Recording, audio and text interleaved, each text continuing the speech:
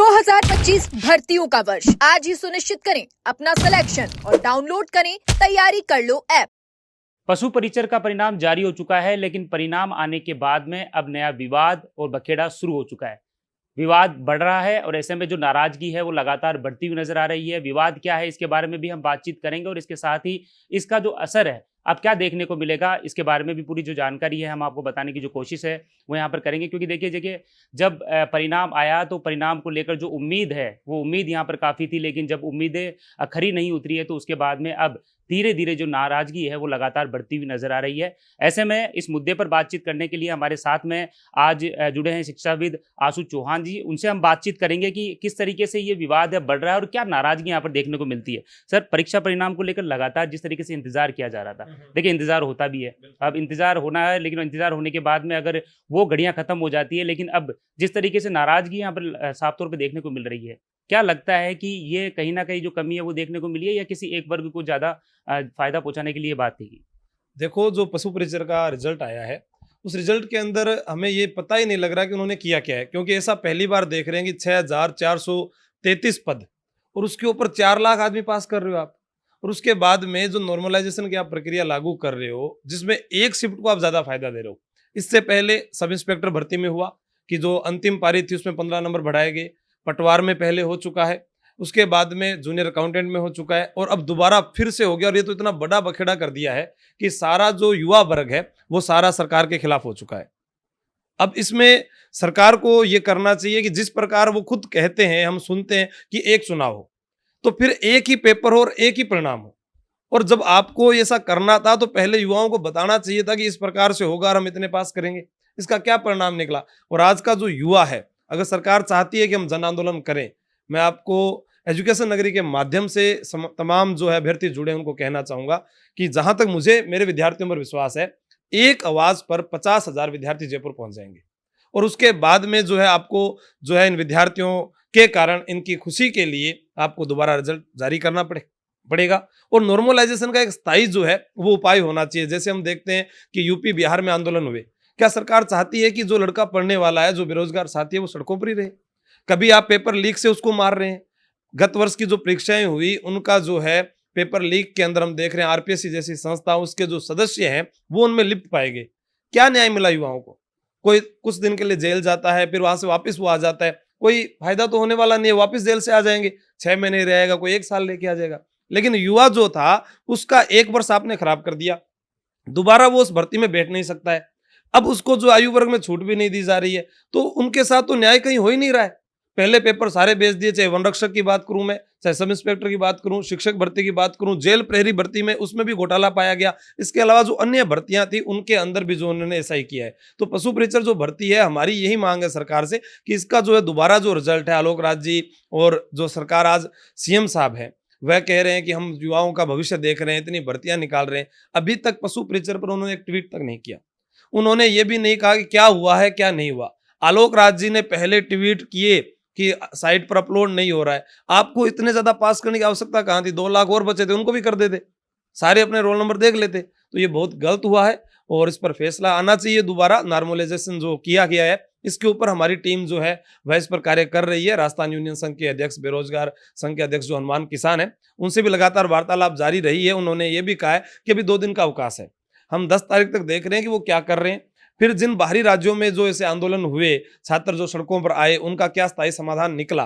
क्योंकि अगर ऐसा रहा, आप ये सोच लीजिए, चतुर्थ श्रेणी कर्मचारी जहां अभी तक आज की तारीख में 8.5 लाख फॉर्म जो है वो भरे जा चुके हैं और 20 लाख अभ्यर्थी जो एग्जाम देने जाएंगे, अगर उनके साथ ऐसा हुआ तो जो योग्य विद्यार्थी है वो तो पीछे हट जाएगा।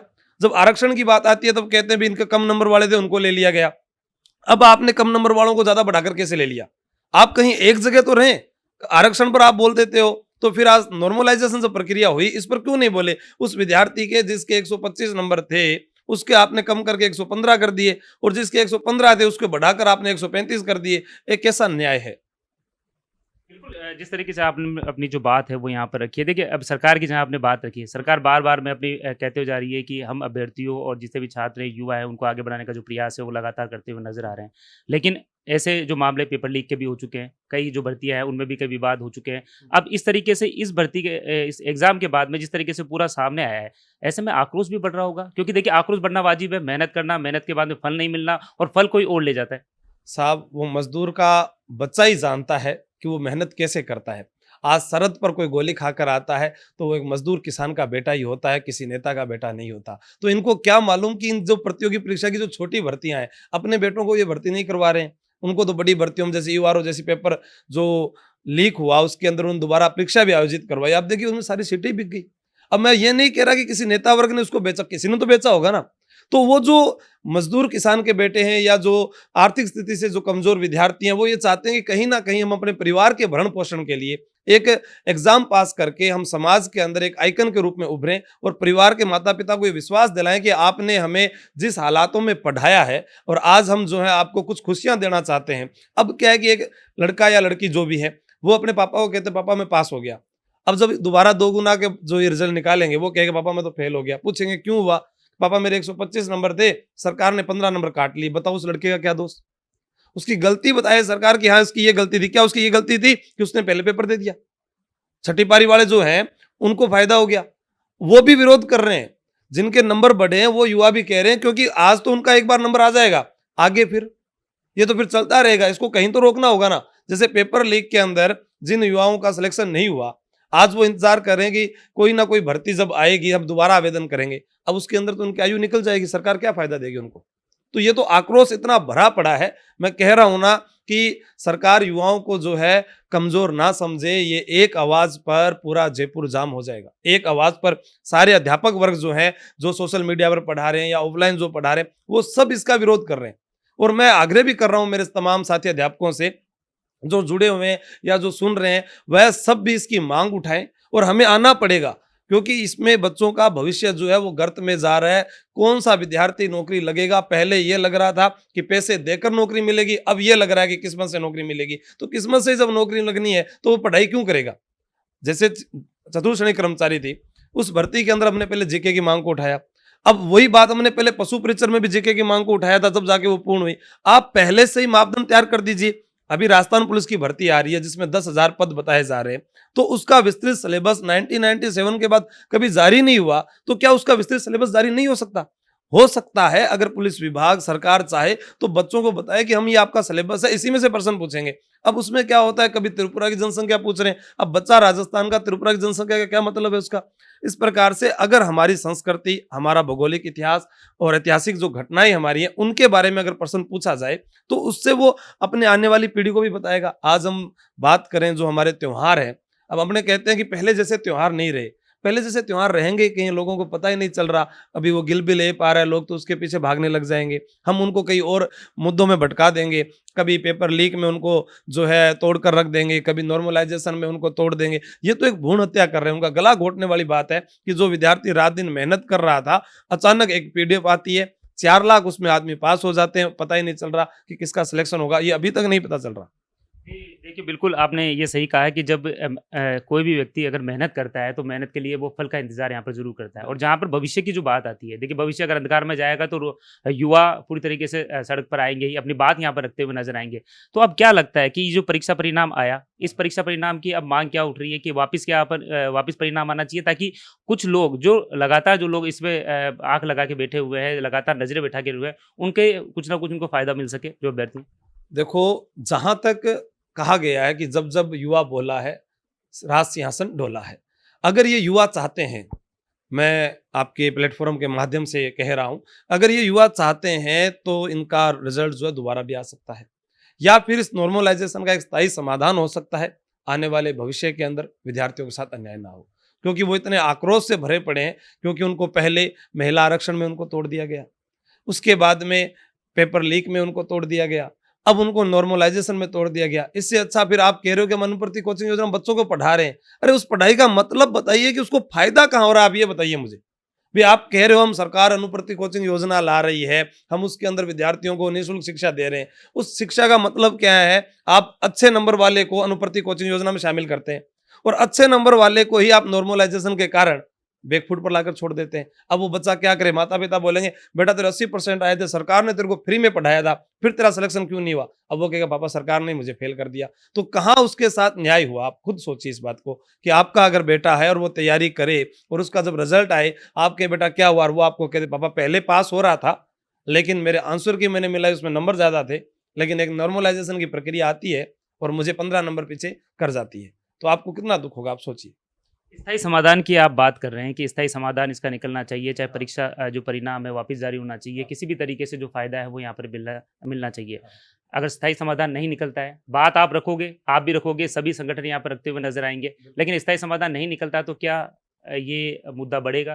क्या विवाद, क्योंकि देखिए नाराजगी भी है, भविष्य की जो बात है वो साफ तौर पे कही जा सकती है। ऐसे में क्या आंदोलन को पूरी तरीके से आगे बढ़ाने की जो कोशिश है वो यहाँ पर की जाएगी?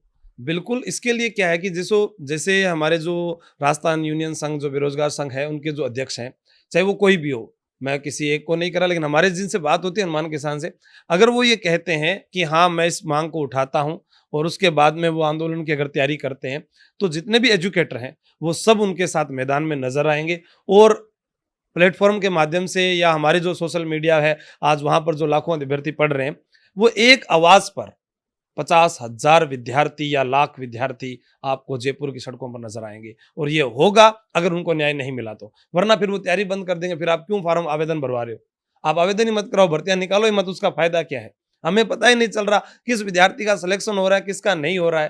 भाई एक भर्ती के अंदर जो है 50-50 दिन पहले पेपर लीक हो जाता है, तब उसके साथ दुख हो रहा है। या फिर वो आरक्षण की बात करें कि हम महिलाओं को बढ़ावा दे रहे हैं। आप सोचिए कि एक बच्चा जो है L1 वाले को, इसका मतलब ये हो गया कि पिता का जो प्यार है बच्चे के प्रति वो कम होता है। एक माई जो है वो अपने बच्चे को पढ़ा सकती है, ये तो कितना मतलब गलत है। आप सोचिए कि एक लड़का एक बच्चे को नहीं पढ़ा सकता, फिर तो अगर किसी की मगर माता गुजर जाए तो बाप तो उस बच्चे का भरण पोषण ही नहीं करेगा। तो ये चीज सरकार को सोचनी चाहिए कि जो जैसा था वैसा चलता रहे, या उसमें थोड़ा सा फायदा दे। जैसे भी पुलिस में 33% आरक्षण है, कोई प्रॉब्लम नहीं है ना, आप दीजिए, कहीं ना कहीं अलग से भर्ती निकाल दीजिए। लड़कियों के लिए अलग से क्या भर्तियां नहीं निकल सकती? उनके लिए अलग से भर्ती निकाल दीजिए। आप लड़के उसमें आवेदन ही नहीं करेंगे। महिला बटालियंस है, पहले कांग्रेस सरकार के समय महिला एएसआई भर्ती की बात हुई, गहलोत सरकार ने सोचा, लेकिन बीजेपी सरकार ने आते ही उसको जो है कागजों में कहाँ पता नहीं कहाँ उसको घुमा दिया कि वो बाहर निकली नहीं दोबारा। उसका मतलब पता ही नहीं चल रहा कि कोई ऐसी भर्ती थी क्या। और युवाओं ने सरकार बदली किस लिए?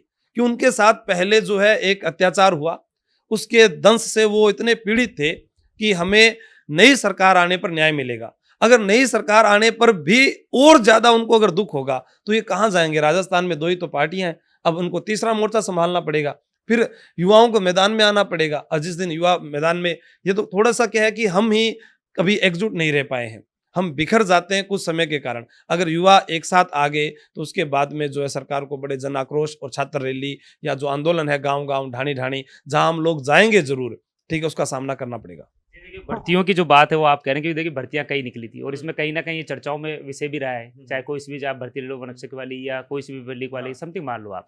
तो लेकिन अभी जिस तरीके से उम्मीद ये रहती थी कि परिणाम जो आएगा वो सही आएगा, लेकिन अब परिणाम के ऊपर भी सवाल उठे, जिससे पशु परिचय जो परीक्षा जो एग्जाम जो रिजल्ट है वो यहाँ पर जारी हुआ, उस पर साफ तौर पर जो सवाल या निशान भी खड़े हो जाते हैं। जिस तरीके से आप लोग जो विरोध है वो कर रहे हैं, अपनी जो बात है वो रखते हुए नजर आ रहे हैं। तो देखो, यही तो मैं आपको कह रहा हूं कि हम पहले पेपर लीक से पीड़ित थे, ठीक है, हमने सरकार को बदला। अब सरकार ने कहा पेपर लीक नहीं करेंगे, चलो कोई बात नहीं, पेपर लीक नहीं हो रहा, हम नॉर्मलाइजेशन करेंगे, जिसमें एक वर्ग को या एक विशेष, अब क्या पता, जैसे पता तो होता ही है अभी किस में कहाँ फायदा होने वाला है। आप कैसे डिसाइड कर सकते हैं कि इस पारी का पेपर जो है वो हार्ड था, इस पारी का पेपर कठिन था, या ये बच्चा जो है वो योग्य है या ये बच्चा योग्य नहीं है? ठीक है, आप उसके प्राप्तांक जो उसको प्राप्त हुए आप उनके ऊपर जो है तय कीजिए कि वो योग्य है तो आप उसको लीजिए, अगर अयोग्य है तो आप उसको बाहर कीजिए। हम खुद कह रहे हैं कि हमारे पास हजारों विद्यार्थी पढ़ने आते हैं, सारे नौकरी नहीं लगते हैं, योग्य विद्यार्थी नौकरी लगता है। लेकिन जब योग्य होकर साहब जब वो मेरे पास आकर जब वो रोते हैं ना, इन्होंने नहीं देखे सर अभी रोते हुए बच्चों को।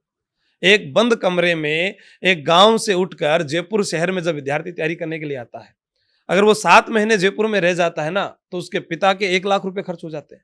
और 1 लाख रुपए खर्चा हो जाने के बाद में जब उसको सफलता नहीं मिलती है, तब वो 1 साल पीछे पिछड़ जाता है।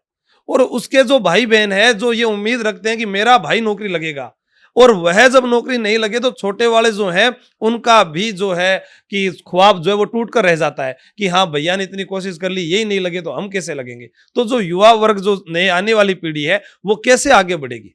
तो सरकार को सोचना चाहिए पशु परिचर वाले विद्यार्थियों के लिए न्याय हो, नॉर्मलाइजेशन की प्रक्रिया जो है उसको बिल्कुल समाप्त करना चाहिए और इसका रिजल्ट जो दोबारा आना चाहिए। जी, देखिए बिल्कुल अपनी जो बात है वो यहाँ पर जिस तरीके से आशु चौहान ने यहाँ पर रखी है, उन्होंने साफ तौर पे यहाँ पर कहा है कि ये जो परिणाम यहाँ पर निकला है उसके बाद में कहीं ना कहीं जो अनदेखा है वो यहाँ पर अभ्यर्थियों को यहाँ पर किया गया है। ऐसे में उम्मीद ये की जा रही है कि जल्दी जो इसका जो परिणाम है वापस जो घोषित है या वापस दिया जाए, ताकि किसी भी तरीके से जो वंचित है उनको जो फायदा है वो यहाँ पर मिल सके। फिलहाल इन्होंने एक चेतावनी इनके संगठन या इनके सभी जो लोगों के हिसाब से बात करके वो बताया है कि अगर इस मामले में पूरी तरीके से जो सहूलियत नहीं दी गई तो एक आंदोलन भी हो सकता है, सड़कों पर भी यहाँ पर उतरा जा सकता है। ऐसे में उम्मीद की जा सकती है कि कोई ना कोई बीच का जो रास्ता है वो यहाँ पर निकाला जा सके, ताकि जिस तरीके से लोग जो युवा हैं वो अपने भविष्य को लेकर एग्जाम या जो तैयारियां करते हैं उनको सीधे तौर पर जो फायदा है वो यहाँ पर मिल सके। कैमरामैन धन सिंह के साथ सतवीर सिंह राठौड़, द नगरी न्यूज़।